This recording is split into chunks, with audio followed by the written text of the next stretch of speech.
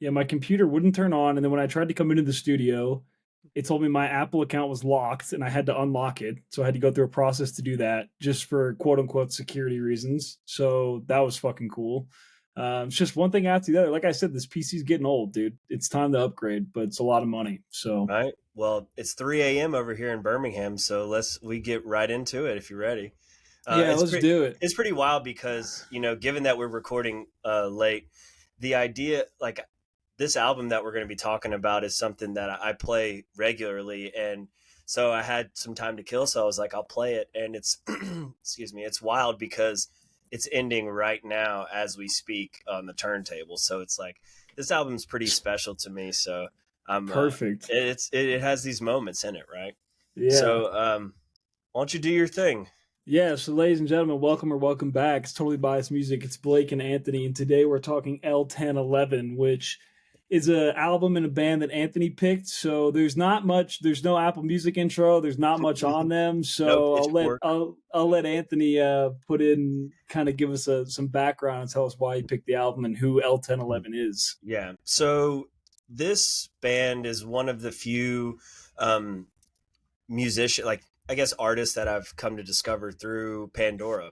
Pandora was that ancient app that people used to use back when before people got locked down, and during the pandemic, I had to do some research in my inbox to figure out when I discovered them, and it's March of 2020.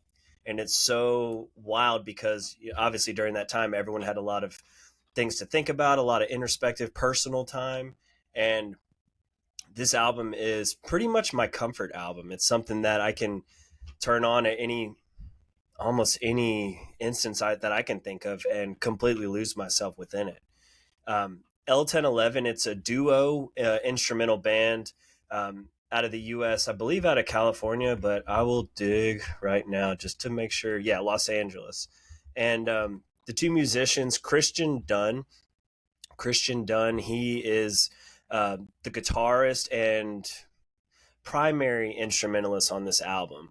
If you ever look up any videos of L1011, and I recommend you do so because in listening to the music, there's a lot going on. But to think that it comes down to two people, it's really a beautiful thing. He performs with a double neck guitar, so a bass and guitar in one, and he of course is looping a lot throughout the production. So Christian Dunn is part one of L1011, and Tim Fogarty is the drummer. And L1011 actually comes from a slang term. Blake, do you know where L1011 comes from? No, I don't. So I say this because of your interest in I don't know what would you say, aviation maybe. Yeah. It comes from an actual name of a jetliner. Oh, shit. It's like a slang term for it. I'm looking up. Yeah, Lockheed L1011 TriStar is the name of the Interesting. airliner, and it's actually on the cover of this album.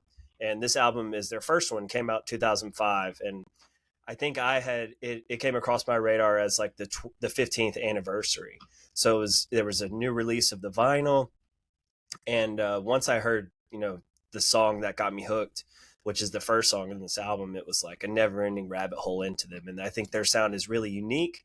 I think it grows on you, but it also you don't have to have a lot of context, I think, to resonate with some of the emotions in this album. So Blake, I'm assuming you had never heard of it.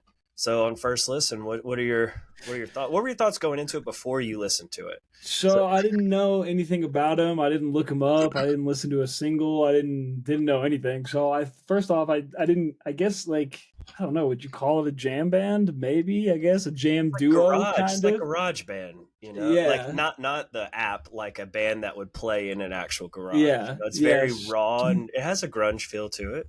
Yeah, so I didn't really expect that at all. I didn't. I kind of like turned on the first song and I was like, "All right, where the fuck are the lyrics?" And then I realized there were no lyrics, and I was like, "All right, word." There you go. So, but it was interesting. You know, like you said, they got a really unique sound to them. I was trying to find like the scenario that really fit with listening to this album, and I couldn't like I don't know, I couldn't find like a particular instance or scenario that like really described kind of the vibe of this album. It to me like the only way I could describe it, and this evokes a weird emotion in me, but it feels like post bender music, like post trip music, like you're coming down from your trip, or like, Yeah. I feel like this is something that we would put on, like if we just went to a base nectar New Year's and we partied all Oh, yeah. night and it's like 5 a.m. and the sun's coming up and you're coming down from just everything that anything you've taken, drank, the experience you've had, and you're kind of emotionally coming down. This is the music that you would turn on. Yeah. And there have been some instances where, it's funny, like the main thought I had is it's funny how music can evoke certain emotions and memories in you, because like there are a lot of times, people always talk about anxiety, like hangover anxiety, but Hmm. like it's the same thing from, coming down from a night of partying and like you've been drinking a lot or whatever it is, and you're kind of, I get this feeling, like this gut feeling of like anxiety of like, oh, I'm gonna have to go back to the real world soon. Hmm. And like we're always had something light like this kind of playing in the background, and Yeah. so it almost had like a weird um just gut reaction for me, like not a good one or a bad one. It was just like there were times where I was kind of putting myself in a position where I've definitely had anxiety in the past around those instances, which I thought was interesting. And like it's not a bad thing. It was just cool to realize like music can kind of evoke these weird emotions in you that you don't really expect. Right. um but yeah, there were some things I really liked about it. I mean, it's short and sweet, right? 9 songs, 35 minutes. Like it does not take long to get through, so I got to listen to it a few times. And Yeah. there were things that we'll get into in a little bit that I really liked, and some things that I kind of didn't like. And but overall, it was cool. It was cool going in and not knowing anything about them. Yeah. And just Right. having like a brand new experience, which doesn't Exactly. happen Yeah, very nobody's often. tweeting So, about L1011. You're not gonna, yeah, you're yeah, not gonna see it out there in the world. But I think you're hitting it right on the head. Um, it's landing gear, right? And that's not really like a coined thing with this album. It's just a kind of ironic that there's synchronicities between a jet airliner and landing gear. But I think that concept really rings true. Also, you ever, I mean, post rock is an actual genre of music. Are you aware of that? Or have you heard of post rock? no, I haven't. I mean, I'm sure I've heard of the genre, but Yeah. it's not like I've like dove into it, So it specifically. yeah, it's a beautiful form of music. I love it. Explosions in the Sky, I Mogwai. know them. Yeah, Yep. This Will Destroy You is another post rock band, and it is so, it's post-apocalyptic. It's like there's very serene emotions with it. There's climactic builds to like detonations, I guess is the best way to put it, as far as like a crescendo goes to a moment. But excuse me, post rock is something that I resonate with heavily, and I love it because you can get lost in it, and there's very rarely, if any, vocals within that type of music. So it's very heady, it's very thought provoking, it is very emotional, um, and I find it interesting to when music does that. There's not a message, there's not a specific genre, like thing they're trying to convey. It's just what it is.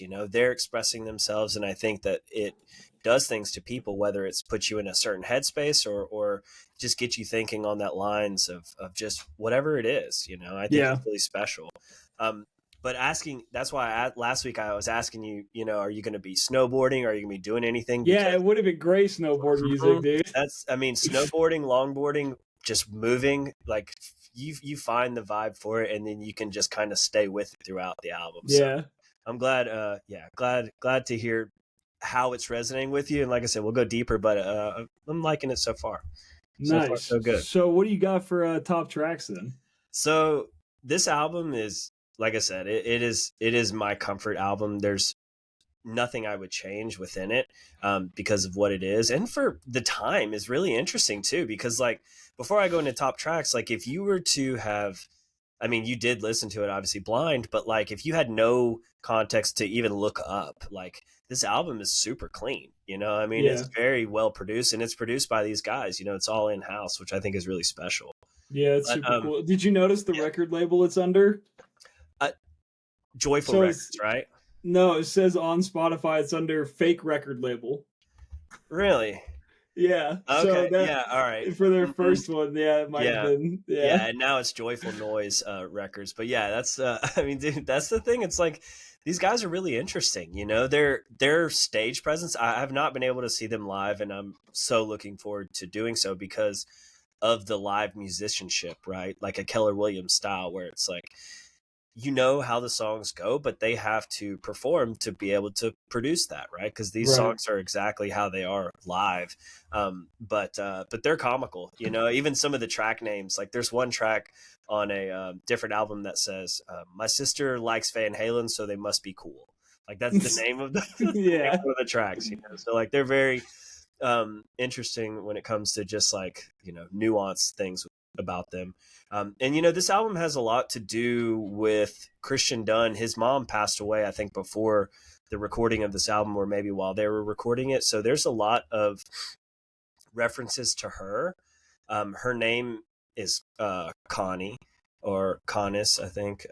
And then Lorge is her middle name too. So there's a lot of like of those vibes I think within this album. The last track is called "Bye Mom," so it's pretty Yeah. spot on with that. But so as far as my top tracks go, no particular order.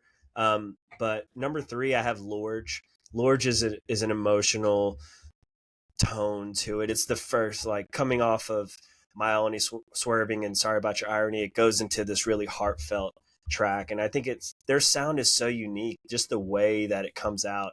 I had never heard anything like it and still haven't heard anything like it. But once you get a feel for how they perform their music, you can start to catch on to it. So like now I have this giant playlist that's just like my backyard music. And track will come on that I won't may not know the name of it, but I can feel that it's L1011, and sure enough, Yeah. I mean it's spot on. But the song being a tribute to his mom, I think is really special. Um, so number two, I have Central Nervous Piston. Now this track I could see turning people in a lot of different directions, but for me, this is what I want. This is the fast pace to that slow vibe transition Yeah. track that is just like ideal for the emotions that I feel when it comes to moving to music. Like I said, tempo change. If you know how to incorporate that within your music, then I'm on board, right? And if you can do it the way that they do it, which is so psychedelic and so loopy, and then build it to a point and then let it go, it's like fuck. I'm completely Yeah. lost within that. So and the fading within that track is really interesting too. I really dig it. And number one is My Only Swerving, the intro track. Like that track sets the tone for everything that's about to come. And also it's like I can play that track in any point in life, I think, and it just feels good. It's just Yeah. it's hard to put words to some of these songs, but when it resonates with you, that's all you need to know. At least that's how I feel. And this is like I wrote this is the longboard track, this is the cruise track, this is the vibe that I would just like to hang out in for a little bit. And Yeah. I think that that's what they do is they create these moods within their music, and I think it's a really beautiful thing. But My Only Swerving, I mean, like I said, I would put all of them as honorable mentions, but those three always stick out in particular to me, because of what they do. They have a vibe, emotions, tempo change, climaxes. It really hits it all. But Yeah. that's how I'd narrow it down. No, I think like it's funny you call it cruising music because like it really is, and to me it feels more like it's like surfing music. Right. Like it feels like something you listen to like going to the beach or like a kind of sunset. Your last run, your last wave you're gonna catch. You would listen to an L1011 song if you had some waterproof Mm-hmm. headphones to Fuck yeah. vibe to. Oh yeah. So I definitely got that vibe. So my tops were I also had Central Nervous Hell Piston. yeah. Like you said, like 3 minutes. It's about 3 minutes in. Let's see. Yeah, about 3:05 in. It's like really up tempo. There's a lot going on, and then it just kind of screeches to a halt Mm-hmm. and just really slows down. It feels like a crashing wave, like musically over you, which I think is really cool. So I enjoyed that song a lot. And then the next song, Thinking Loudly. And I will say, like, I think the back half of this album is stronger than the front half. Like, there's a lot I like about um, the second half, but Thinking Loudly is also like honestly, I'm more in line with you. Like I like the upbeat, I like fast paced music, but Thinking Loudly slows it down. It's very like introspective and relaxing and kind of just this interesting vibe, in the very beginning. And then it picks up a little bit going further into the song, but it's never like it's not super fast the way Central Nervous Piston is, Right. right? It's still kind of like it's a slow build, and that beginning is really beautiful. And like I said, it very much reminds me of like very very early morning Bonnaroo or very very early morning Okeechobee, like 3 4 a.m. and you're back at the campsite. Like this is something you would throw on and just like, all right, I got to decompress Yeah, from everything I just experienced, exactly. Yeah. and just relax. I'd like to say something on that because who knows if there's folks listening that we've shared those times with, right? Because like there's always been times where people want, obviously, like, it used to be like who gets the aux cord, right? Who gets the Yeah, iPod? Who gets to choose the music, right? And music for vibes is always something that I've been, extremely conscious of, especially after a show like Bass Nectar or Tipper or Pretty Lights, where it's like you just exerted all this energy, hopefully, right? I mean, at these shows. So like, what do you have left, right? It's just you're there. You just need to melt for a little bit, right? yeah. But to all the people out there who want to play raging, dub or fucking even electro house, right? After a set like that, like recognize what you're doing to everyone around you is like you're creating these mixed emotions within them, and just shut it off. You're better off in silence than listening to that after after a Here's the set, thing though. right? There have been times, but it's weird because there have been times, and I don't know if it's, the set or what I was doing during the set or after, whatever. But there are nights where, like, I remember specifically, like, Bass Nectar sets would end and it would be in Hampton or, Grand Rapids or whatever. And I was like, I want to fucking keep the party going. Like, I want to keep raging. Like, I'm not done. And we'd go find a party where people were doing that, like playing loud ass music, and we were still drinking and partying and having a good time. But there were also sets where, like, it would end and I would drive, like, get in the car and drive home in silence, or like get in the Yeah, Uber and it was just like, turn it down, man. Like, let me right. just like Oh, yeah, relax. yeah, So I think it's very contextual, at least for me. yeah. I mean, I think like when you go to see a performance like that, where it's just so overwhelming, it's so sensory overload that like after the fact you're not gonna replicate that, right? You're Right. chasing that dragon at that point, right? Yeah. But in reality it's like let everything that just you just experienced wash over you, soak it in, versus like after parties, dude. I do not fuck with after parties. I mean, unless they're better than the headliner, but like Yeah. in reality, I want to decompress. I want to smoke. I want to chill. We can vibe, we can talk, but like people get to raging. That's when I realize I guess I'm older than that crowd, right? Or Yeah. I just feel older where it's like, man, I just want to go inside myself for a little bit, or connect with people. That was something in college that was really, I think, impactful for me as a human. Was those 3 a.m. to 5 a.m. conversations with people, Yeah. where it's like there's nothing going on. No one's trying to get super fucked up at this point, right? Everyone's working their way back down. But man, I tell you, I had some of the most life changing conversations during those windows of time, whether there was down tempo or emotional music playing or nothing, you know. Yeah. But I get it. Yeah. And that's like, we were this last Bonnaroo, like, we honestly, out of all the memories I've had at Bonnaroo, like, one of the ones that's most impactful is like the very end of this past Bonnaroo. Like, it was raining and we were under the canopy, and some of our group had gone to bed and some of us were still awake, and there's probably 4 or 5 of us outside, and like we're just reminiscing on that Bonnaroo and previous Exactly. Bonnaroos, and like we were all just, and I think the music was very low, and it was a very special moment for all of us to just appreciate what we had experienced, and just like kind of bask in it a little bit and be like, yeah, this Yeah. was real. We got to experience this, and it was really cool. So those, you're right, those moments are definitely special. But Yeah. there's always going to be, no matter how old I am, Anthony, there's going to be a little rager in me, so every once in a while. it Mr. takes over. It's Rager. like the Venom suit from Spider-Man 3. It's like I can't escape it, you know? Exactly. No, I get it. I get it, but that's where it's like as long as I have a place to detach to, usually it's my house or my car or wherever I'm sleeping, I'll go there. Yeah. But it was, I mean, like I said, I've shared many after show experiences with folks who I love and would love to hang with, and they're throwing down, and Yeah. I'm not going anywhere.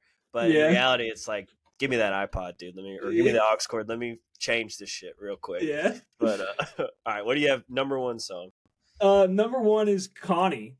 Hell Connie yeah, is fucking awesome, fuck man. yeah, Connie, like, great, great build in this song. It's like a minute and 22 is when it starts to pick up a little bit, and they do that progression really, really well.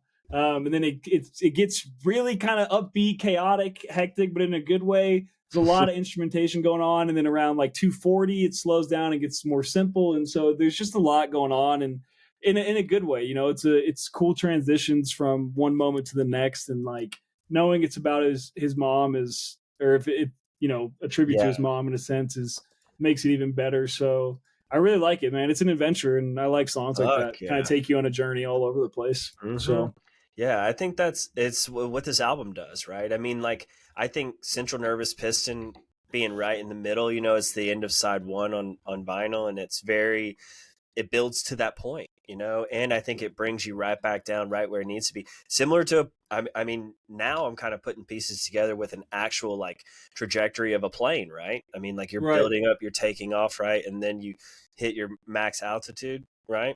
I'm yeah, talking out of my ass here, right? I've no, never no, that's never true. flown a That's plane, true. right?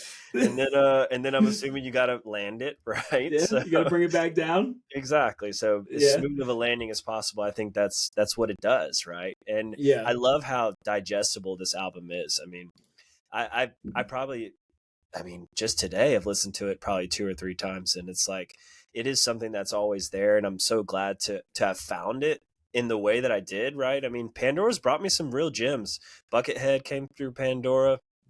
L1011 came through Pandora, so it's been really special to me to have that relationship with a app or a software that doesn't get hardly any recognition for their yeah. algorithms now. But Pandora used to be the shit, I man. When I know. was in college, it was all Pandora. Like I'll that's take all. it. It was just throw on Kid Cudi radio or throw on like whatever. And like I remember my freshman dorm, I moved in my freshman year. And some dude was playing, and like Todd was there, and Carly and Trey, and they were helping me Yeah, set up. And my suite mate, so on the other side of the wall, was yeah. blaring music, and it was like a hip hop playlist. And I was like, I kept being like, damn, this playlist fucking rocks, dude. And then I saw him in the hallway and I was like, hey, what playlist is that? He was like, oh, it's Cuddy Pandora. I was like, oh Fuck yeah.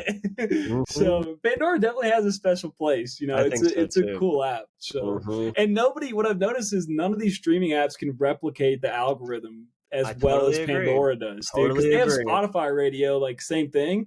Doesn't do Hmm. it justice. Does Yeah. not do it justice. No, I totally agree. I mean, Pandora was like our river app. We're out in the Cahaba floating it. It's like just throw it on, let it go, and then somebody, as long as somebody has access to the phone when we say like, "Yo, what is that?" Right? What is that shit? Yeah, What is playing? Yeah, fuck yeah. Salute Pandora. Shout out Pandora out there. for sure. All right, Hmm. so I know you probably don't have any, but what about bottom tracks? I don't, man. I mean, the only, I guess I could just say I wish this album was longer, but like, dude, I fucking love it, man. It's a sweet piece of art, man. And, like I said, I will forever play it and hope that it resonates with people the way it does with me because it is what it is. I think it's a beautiful thing. Again, from 2005, like you look back at music that is timeless, and I think this is one of those things, but like I wish I could have discovered them earlier. But either way, 15 years later, 20 years later, who cares? Once it touches your ears, I don't think it's something that gets discarded. I would love to have a conversation with somebody who would listen to this album just once and never listen to it again. Because I think Yeah, that there's just so much in there to get out of it. And then when you start looking at performances and song structure and like what is actually happening on stage in front of your eyes, it's super impressive. But I think the way that they're able to touch emotions and the way they're able to put these songs together, I think is very much worth highlighting. So no yeah. bottom tracks for me. Dude, I fucking love it all.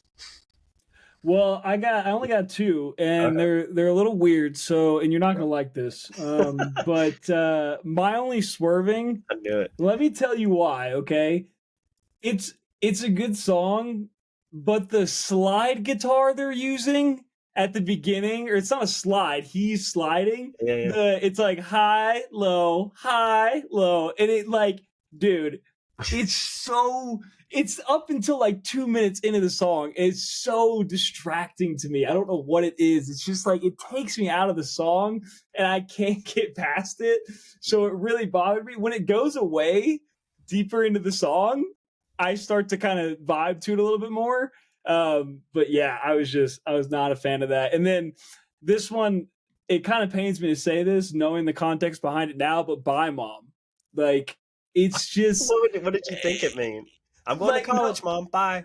well, I don't know. I mean, there could be a million contexts for that. You know, I didn't automatically think of death. Like, I guess Okay. I don't know, but like, it's there's just like nothing. It's so simple and Yeah. so slow, which is not like a necessarily a bad thing. But when there's so much instrumentation on the rest of the album, and then it gets to this, and it's like it kind of sounds like he's just like lazily picking at a guitar, and like it is like a really nice come down from everything. But like I don't know, it kind of just kind of bored me, to be honest. You Yeah. know, It put you to sleep. so Right? yeah, I mean, yeah, but I guess in context, that would be where you put that track, right?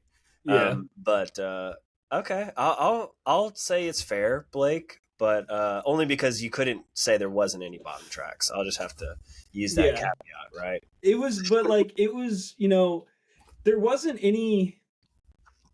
I don't know. It's weird, and I think this will be reflected in my rating. But there wasn't anything that really blew me away. But there wasn't anything that I really disliked either. Like there were moments that I enjoyed, and I thought it was cool and cool music. But like I think like I said, context is everything for me. And I think if I find the right environment, the right context, the right time to listen to this, it'll kind of hit differently and maybe change my perspective on it, which tends to happen with a lot of the music I listen to. Um, but yeah, it was an interesting listen, and I liked going in not knowing anything about it. And I would be interested to see live videos because I saw FKJ who does loop music like that, and I went with Jalen and Whitney at the time, and it was like one of the worst live shows I've ever seen. And like, it was clear that he was not like some of it was pre-recorded bullshit. Like he wasn't actually doing it on stage. And we did not like that show. So I'd be interested to see how they perform live. If they can string it together and make it actually work. Yeah, yeah. I think it's a different because I've not seen him live, but I've seen a lot of videos of them performing, and it's not like it doesn't have this groundbreaking emotional impact that maybe like an other artist might have. I struggle even thinking of any off the top of my head, but like in reality, I think it's a craft that they're highlighting and that they're performing live because of all the elements involved. But like I said, it's a very interactive show. It's two guys on stage, very minimal setup, a drum kit, and a double neck guitar with looping pedals, right? So it's extremely minimal. They don't have a massive production. It's all pretty much in house, but they're very clear and communicative when it comes to the difficulty of performing their tracks. Like that, Yeah. I saw one video yesterday of a song off their most recent album, which is it's a it's like a 3-part album called Tautology, and it's massive and it's very interesting. And you're still kind of learning what you feel about these things over time.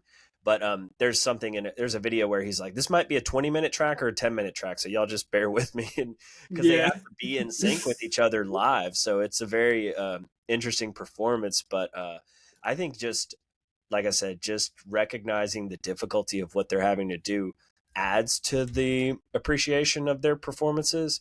Yeah. But yeah, I would really like to see them live. I can imagine just it being like a small crowd, right? I mean, Right. like a Zydeco type of show, right? Right. Very minimal. Like a band like this, I don't think has massive recognition, but doesn't take away from their musicianship at all. Yeah, no, and I mean, loop music like that is hard, man. It's hard to Yeah, make that work and kind of string it together live on the fly. So it's any ability of them being able to do it is impressive. Yeah. So I would be interested to see him live too. But so I don't have any like publication reviews or anything to talk about. So what do you think? Yeah, I mean, there's not much documented out there. There are a couple of interesting outlets you can find online. One is on Reddit. Christian Dunn does a an Ask Me Anything on Reddit. So if anybody's interested in diving deeper into his, whether it's setup or gear or just his mindset when it comes to writing music, there's a lot of interesting stuff in there. Like I said, these guys are very down to earth, very approachable. You could probably catch one of them or both through Facebook or through some other means, email. But but yeah, like I said, there's not much out there, but I'm really glad to hear your take on it. It's been a really good uh, exposure tool. This podcast has been, whether it's exposing you to a new band or the listeners too. So um, I would be interested to understand if anyone out there too dives deeper into L1011.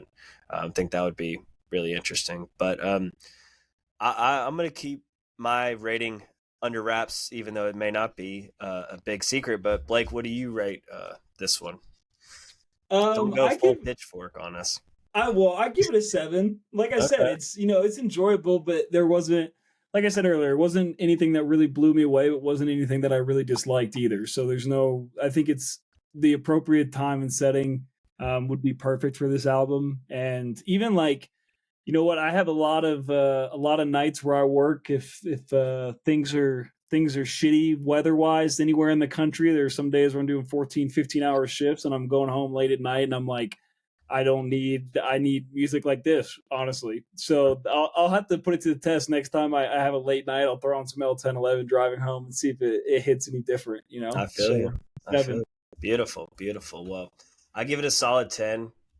That's just how it is. This album hits me in my heartstrings, and like I said, it's something that I can go to at any point. If I'm feeling sad, happy, excited, chill, whatever.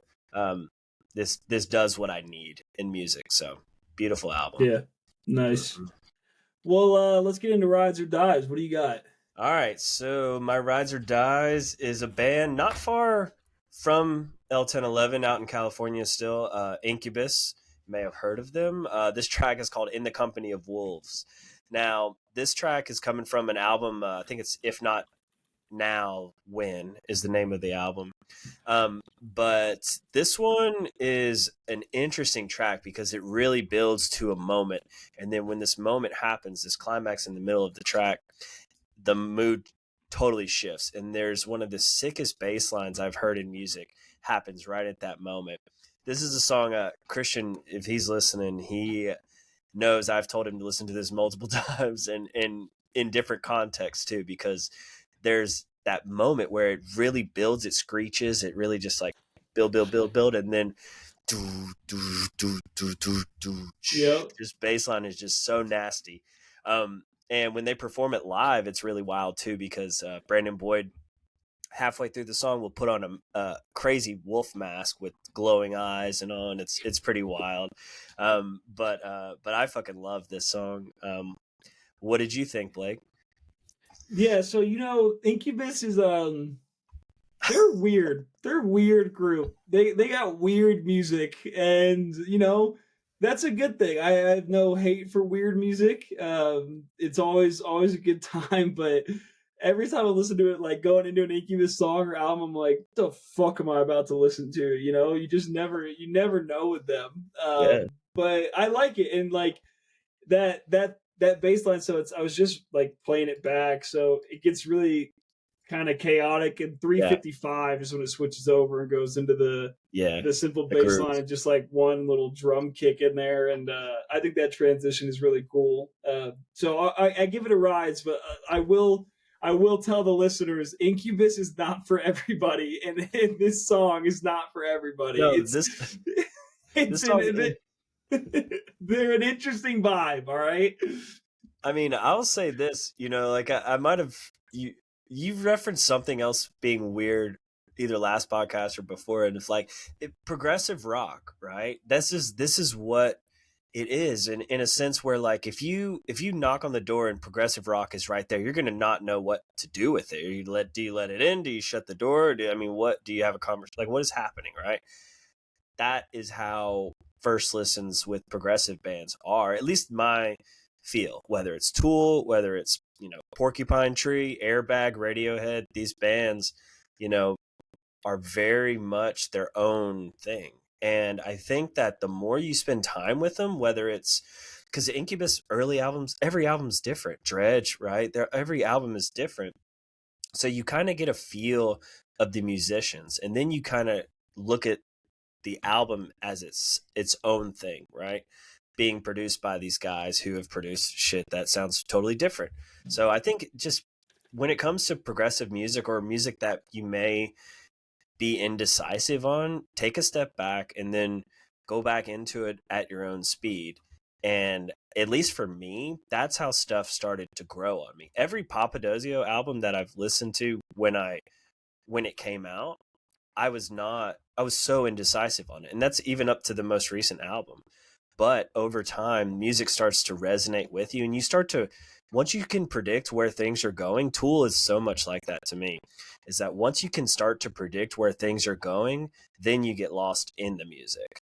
If you don't know where it's going, you're just lost in general, right? But Yeah, but true. as you start to get a sense of it, of direction, or of just how they like to structure their songs or perform, then shit starts to clear up. So that's like, progressive rock 101 in my mind is just give it time to marinate and go back into it, or even just poke around a little bit and see what happens. But I would say this song is for everyone. They just don't know it yet, Yeah, right? that's fair. Okay, That's right. fair. Give it some time.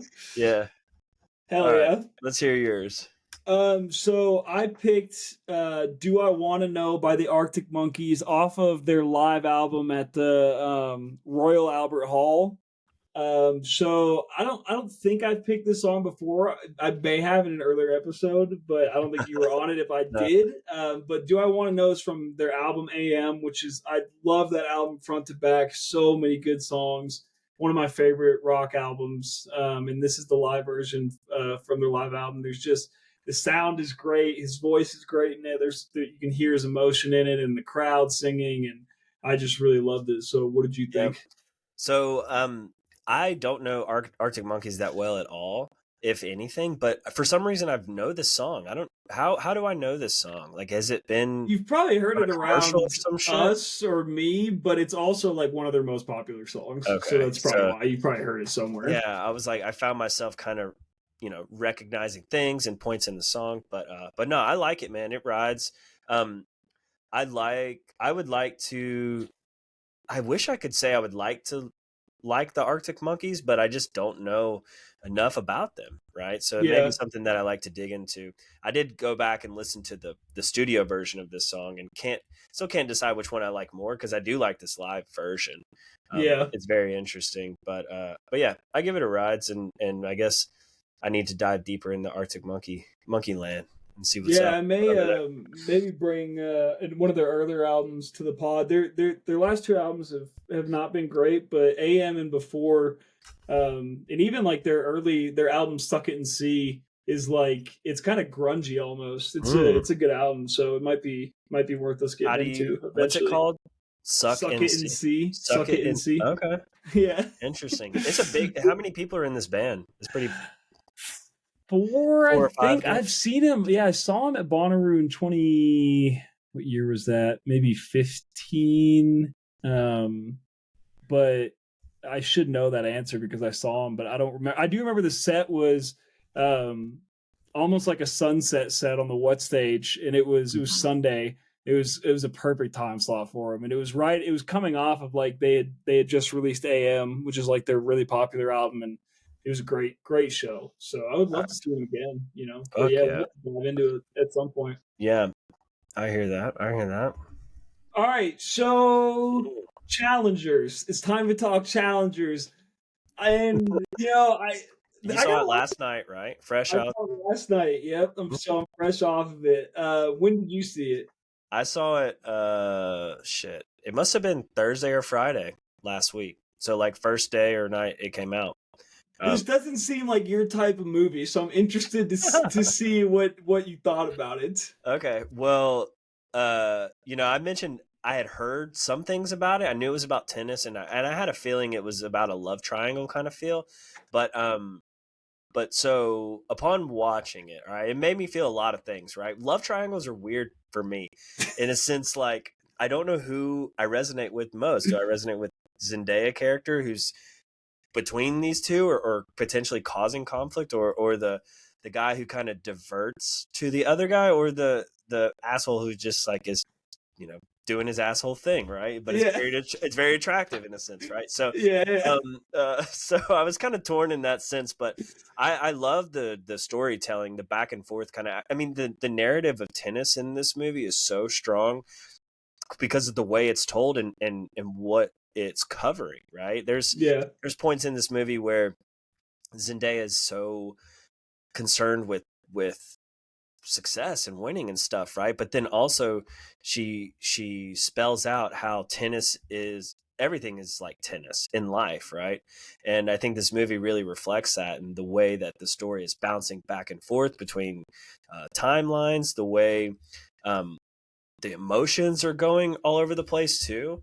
yeah, um, I enjoyed the movie, man. There were some points that I was I started to see the director just doing his thing with the sweat just dripping off their, like, yeah, just pouring off yeah, their face, right? yeah, There's been a lot of talk on the food that's being eaten throughout the movie is kind of an interesting angle too. Churros and bananas and very like yeah, phallic like food, yeah, right? And the one, there was a cool shot, and then there was a shot I wasn't a fan of. The cool shot was the shot from under the tennis court, where it's like yeah. a That clear was court sick. It and was it's sick. right down the middle. I really like that. And the shot I didn't like was the tennis ball point of view. Falling the ball. Yeah, Yeah, I mean, maybe it legit almost gave me vertigo in the theater, and yeah, I'm like, oh goddamn. But but I have to salute him for the shot itself, because I've not seen that before, you know. yeah. So I really enjoyed that. Now I'll say this too, and then I want to hear your thoughts, because um you probably know. I mean, I've had 3 ACL surgeries on the same leg, You right? know what's funny is So I told I friend in the theater, I leaned over and was like, my friend Anthony has fucked his ACL 3 times. yeah, right. And came back, right? But as far as leg injuries go in movies, there's now two that stick out big time in my mind. This one from Challenger, Zendaya's leg, fucking up. That got me big time because I knew it was coming, right? I mean, there's a scar on her leg, and Yeah, she's not playing, and she used to be right. good. So it's like, there's something happening, and then you don't know it's going to happen, but it does, right? And it's fucked, and it's only a shot, but that got me. And then Yeah, there's another there's another leg injury in a movie called The Comebacks. It is like a spoof sports film. It's not serious at all. But there's a character in this film. His name is uh, his name is Asil Tari, but it's spelled. The coach keeps calling him ACL tear. Dude, the movie's fucking hilarious. We should do it. We should do it one day. The comebacks, but there's there's a fucking leg injury in this movie that will just heal you over, and it's still. I mean, we used to watch it on fucking repeat and just geek our asses off to it, and me probably watching it with a leg brace on, still laughing my ass off. But yeah, so that scene with Zendaya totally hit home. But overall, man, I liked the movie. I mean, I had a good time. It's not like super groundbreaking like my favorite movie of the year or anything like right. that, but I did enjoy it. Zendaya is fucking kicking ass in this film. Um, Yeah. I hadn't seen much. The only things I've seen her in prior to this was obviously Dune, and then the OA. Have you ever seen the OA? No, I'm not. It's a 2 season series, should be 3 seasons, but it I got didn't realize she was canceled. in that because I know that show, but I It's didn't realize she was in it. it's like she has such a. It didn't stick out to me when I watched it, because she's like this girl with dreads, and like she jumps through time and stuff like that. But she's in the second season, I believe, which I would like to go rewatch it. But it sucks because, like I said, that show should have a third series, but it got canceled prior to it. So If we could crowdfund that, that'd be Interesting. amazing. But Yeah. all right, so challengers. What was your thought? Fresh out the So theater. first off, I will say that leg injury was fucking brutal, and Yeah, everybody in the theater too was like, "Oh!" Like just audible, like gasping, cringing. Like it was yeah, fucking brutal, man. The yeah, sound, the look yeah. of it, like Hmm. God, it just like it gave me chills. I do want to ask you, what did you think of the soundtrack?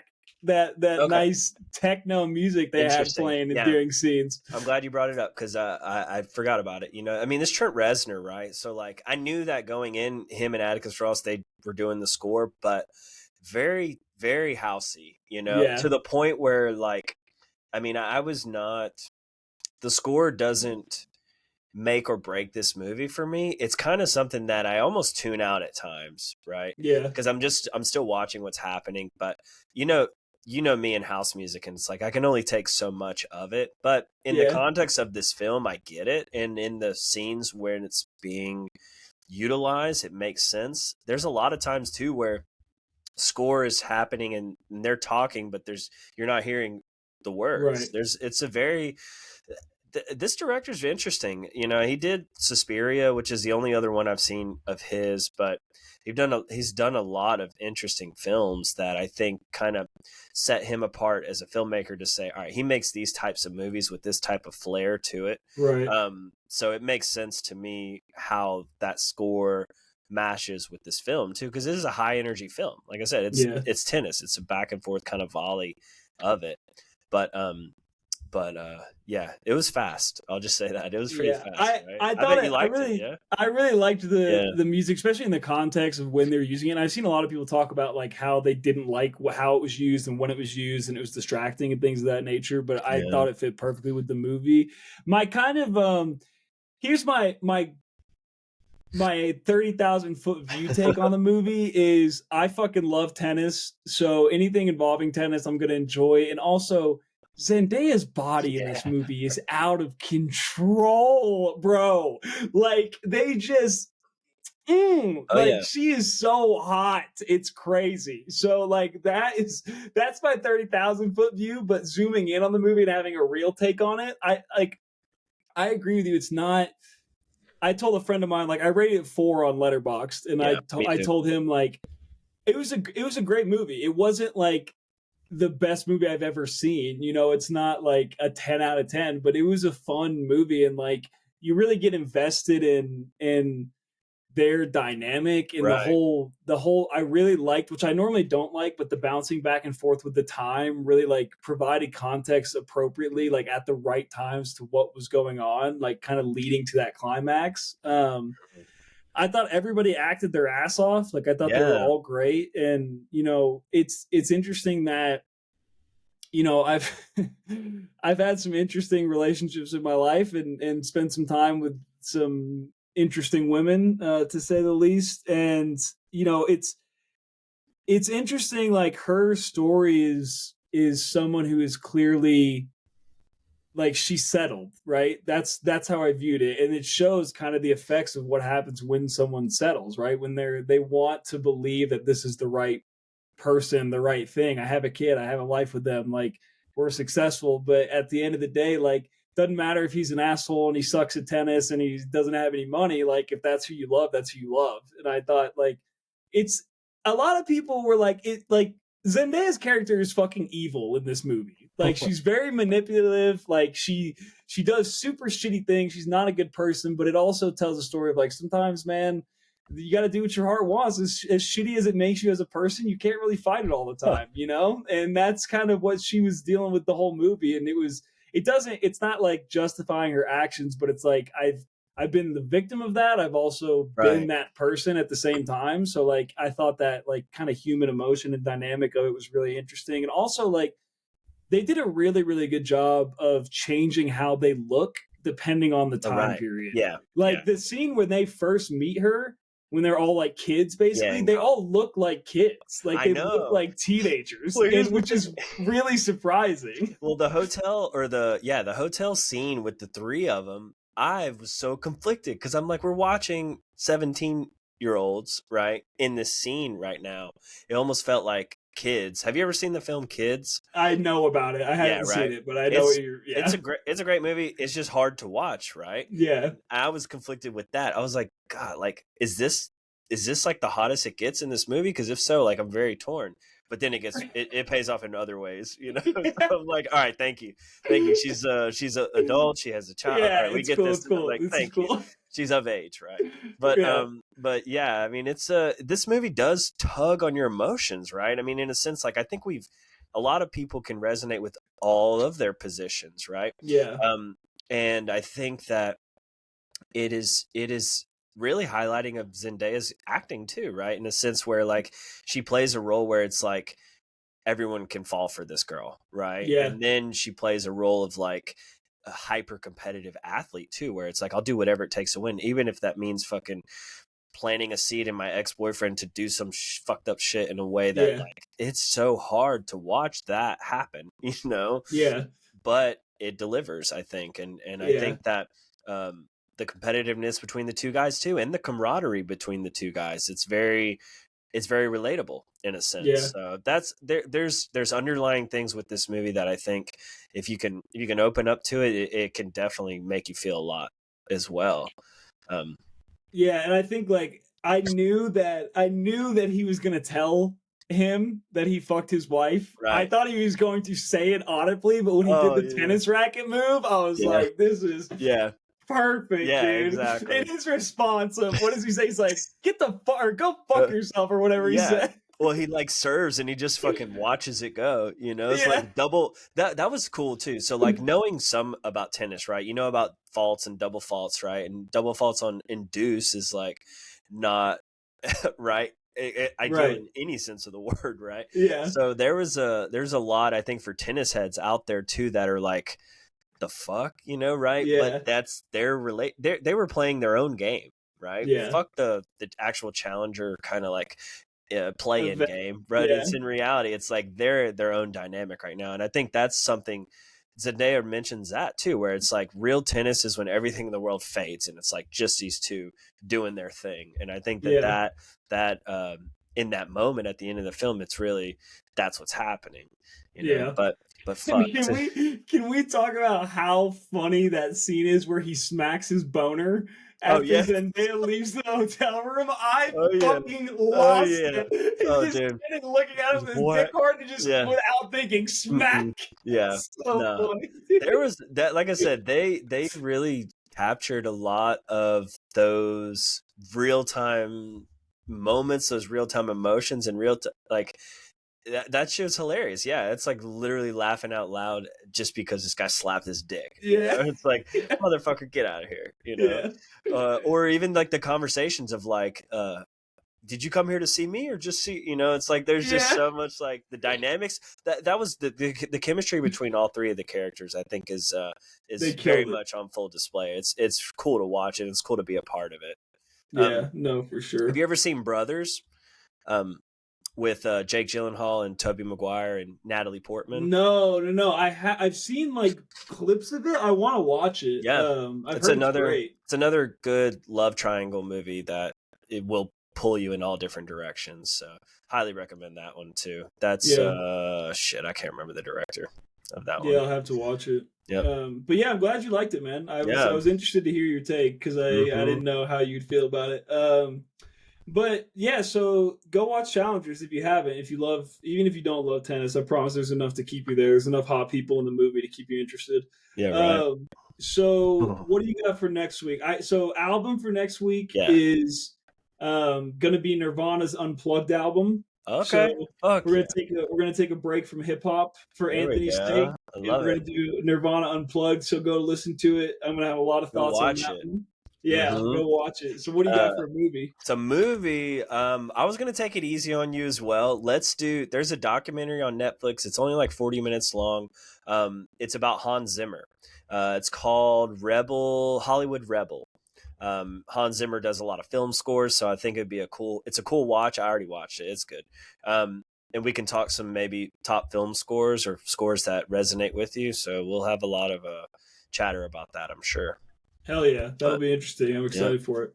Fuck yeah. Sweet. All right, man. Did it. Well, another good episode. Fun time, everybody. Hope you enjoyed. Listen to L1011, watch Challengers, and then get ready for next week. Let's do So it. we will see you guys then. Peace out, brother. Sir. Peace.